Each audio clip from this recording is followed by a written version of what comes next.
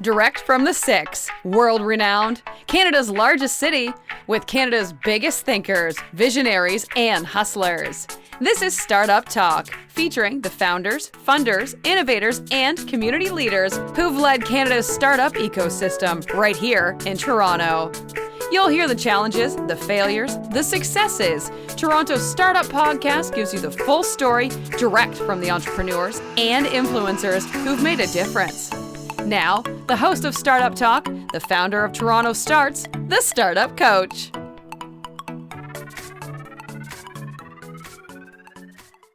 You mentioned being trapped by misaligned products, customers, market dynamics early on. How do you identify these misalignments, and what steps did you take to address them? I mean, the biggest one, everybody talks about product market fit, right? The biggest misalignment, and this is a painful one. You're on a sales call, and especially in B2B tech, everybody will know what this feels like. You're on a sales call and the prospect's nodding along. They're loving everything you're saying, but they don't buy. And then the sales cycle just keeps dragging on, month, 2 months, 6 months. And, the worst part is you start to believe that maybe in our industry, sales cycles are in fact long. Initially our sales cycles were 6 months. So once we dialed it in, it was anywhere from 30 to 40 days.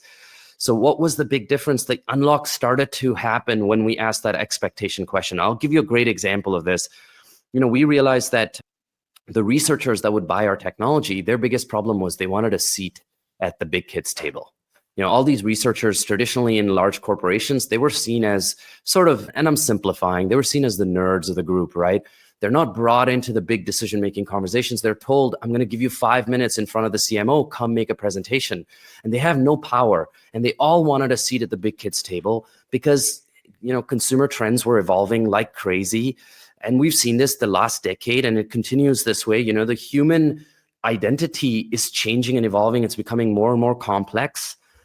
And we knew that when we started asking the expectation question, if our technology could allow these clients of ours to show their bosses something that made them kind of go, I haven't thought about it this way, or lean in and go, oh, that's interesting. I don't think I can explain that to the CMO. So can you join me in this really important meeting so you can lead it? That started to happen when we asked the expectation question. And this is kind of the inspiration for the Paradox of Expectation book that I'm writing as well, because I realized that, we're all told so much about how to do usability and how to build technology and, how to look at EBITDA and how to manage your growth numbers and blah, blah, blah. But actually, ultimately, we're all human beings. We're operating in a marketplace where we are all making decisions, as much as we don't like to admit it always. We're making decisions based on our beliefs and our value systems and emotions. And I think the whole mantra of being an anthropologist running a business, and I realized this only as time went on, is that became sort of a key superpower for me, because I started to realize that the better I did at tapping into the emotional side of the equation, the better our business did. So we had a thing coming here from Adrian. Thanks for watching, Adrian. In the mining industry and heavy industries, SaaS offers can take 2 to 3 year sales cycle, which is a great point. Yeah. How do you know that you're misaligned or that you're just in a long sales cycle? Like sometimes it's one and sometimes it's the other. How do you know which it is? Yeah, so there's sort of 3 things that I look for. The first thing, as I mentioned, is, clients nodding along saying, yes, yes, yes, everything's great. And then they stop responding to you, or they take a long time. They give you timelines. The timelines are never met. So that's one area, right? And we often put it back on the client. Oh, the client's terrible at decision making. They don't have the authority to make these decisions. But the reality is, if that pattern happens where somebody's saying yes, but then they go dark on you, that's one key component. Another one is the existing clients that you do have, are they advocating on your behalf without you having to ask? And I will tell you this, and I've seen this not just with my own business, also with the businesses that I coach, is the moment alignment starts to happen, that automatic sort of, I want to champion your business, it just starts automatically. You never have to ask a customer. They just start doing it. So that's another sign. If that's not happening, organically with your existing customers, that's another sign usually that things aren't really going well.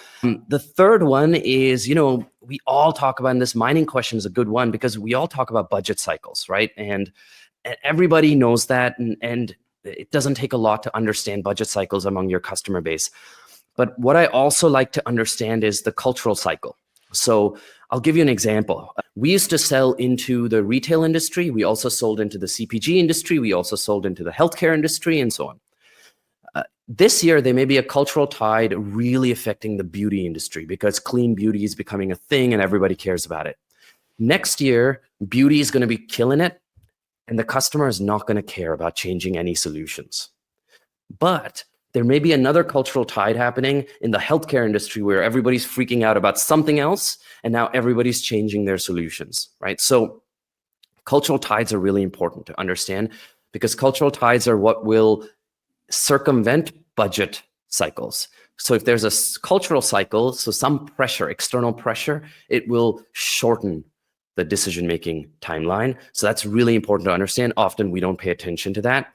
And then the third thing that I talk about often is what I call micro decisions. So, if you look at the cycle for big decisions, like a platform change, that might happen every 1, 2, 3, 4 years, depending on your industry. But what happens is, and if you think about it as the sociology of risk, how does the human brain manage risk? We manage risk by one, getting a new solution when something is forcing us to do so. New boss, we better prove we're good. Or something is changing in culture, trends are changing, we better change something, right? So there's pressure. Or the other way we manage risk is we say, okay, I'm not going to make any big decisions. I'll just make a bunch of smaller ones over time.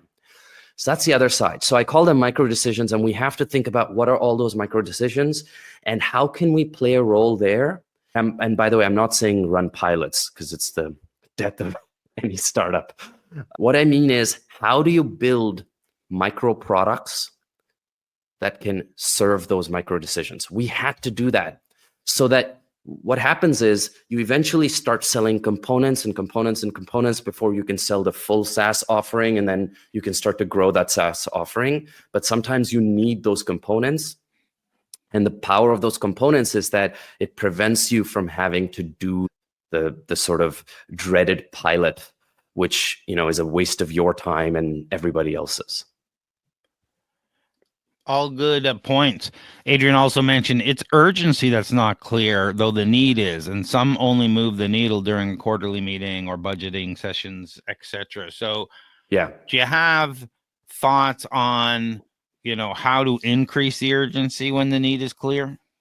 Yeah, I mean, go back to the previous point I made about expectations.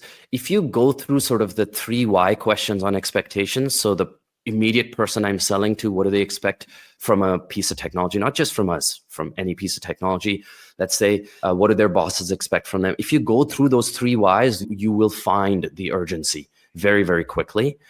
So for example, in our case, one of the things that really drove urgency was we knew that anytime there was a change of guard, so anytime there was a new executive, it always drove urgency.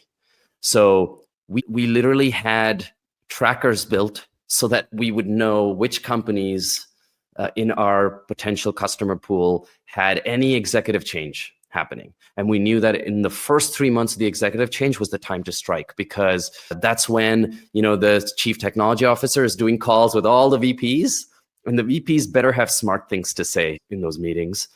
So, you just have to map the 3 whys. Unfortunately, I say this to a lot of founders all the time, especially with scale, there's just no shortcuts. And honestly, through my experience, what I've learned is the smarter you get at the illogical side of the market, the better your results are going to be, because otherwise you can't compete. Everybody else knows the logical stuff. Everybody knows how to map a market and how to identify so-called ICP and all that jazz. I like what you're saying, where you're getting all the people on your side. And so when they're talking to the new CIO, CEO, whatever, that he's hearing or she is hearing the same thing, or they are hearing the same thing from different people, which validates what you're doing or supports what you're doing. It's always a good strategy. I have had that in several companies that I worked with or worked in, where I would always plant the seed with my peers at a certain level. By the time I got to the CEO, they were asking me about my proposal, not me having to propose it. And it became a completely different thing because we had all these people on board. And that's the way to go. I mean, it's a question of, are you moving the needle, and are the conversations happening inside the organization that you need them to? Absolutely. The other thing I talk about a lot, and I'm, doing a lot of research on this, where I'm studying hundreds of different entrepreneurs, not just companies, who are doing interesting things. I'll give you an example. There's a woman named Dominique Brown. She makes Black art inspired and Black culture inspired decor, and has an incredible collaboration with Target, and I think now Macy's and a bunch of other retailers. The interesting thing is, she didn't start when she realized that, hey, there was no Black art or representative art and decor available in America. She didn't rage a war against the mainstream. Because the challenge is, we all have this belief that, oh, the industry is doing it all wrong. And I thought this through too when we started our research technology. And I said, I would love to just wage a war because all your research methods are wrong. They're not good. And I'm going to fix it, right? And nobody wants that. Nobody wants that kind of a challenge. It doesn't work. It's actually detrimental to your business. What you need is to figure out how to create a safe space wherein you can go and create small solutions and get small wins and slowly expand on them. So in Dominique Brown's case, she won by first doing a puzzle. She had the number one puzzle on this website, and the puzzle was Black art inspired, but it was a puzzle. It's like, if you think about it in the grand scheme of things, it's sort of a low point of tension, taking on a puzzle that becomes a huge success, and a buyer at Target notices that, and the rest is history. But she didn't fight that by going to every single retailer and saying, hey, you don't have this, and let me try to do it, and nobody would have listened. And the same happened with us too. We didn't try to change everything. We started to do some research, and we realized, okay, what is the one small area where we could give ourselves a little bit of a safe space where there's not a lot of incumbent solutions? Because we were competing against billion-dollar incumbents. And we found that space was the trend analysis space. So we created a small niche for ourselves, and we didn't try to solve all the problems. For the first, I think, 4 years, that's all we focused on. And we slowly built credibility, and that credibility then allowed us to go much broader, eventually getting, $1 million enterprise-wide contracts. Where do people go to find out more? You can go to Investment Arc, but Arc is spelled with a K, so investmentark.net. That's my investment company. So if you're a startup and you need some assistance, that's where to find me. And then, of course, my newsletter, Decision Lab. And you can also find me on LinkedIn. Please don't hesitate to connect with me. And again, Craig will have a link to my LinkedIn profile as well. Yeah, and all that'll be there. And I'll throw a link to the newsletter in the chat on LinkedIn. I see a couple of people asking it in an hour or so after the podcast. Thank you, everyone, for listening. Thank you all for the great questions. And thank you for the great interview. Thank you so much for having me. This has been Startup Talk, Toronto's startup podcast. For more exclusive content, the episode vault, and to be part of TorontoStarts community, visit TorontoStarts.com. Get your name on the newsletter mailing list and check out our upcoming events. For more episodes, subscribe now. And please recognize the time and work behind the scenes put into connecting you with the biggest visionaries, entrepreneurs, and innovators in Toronto by leaving a 5-star review. Join us for more next episode from Toronto's most active entrepreneur and startup community on Startup Talk.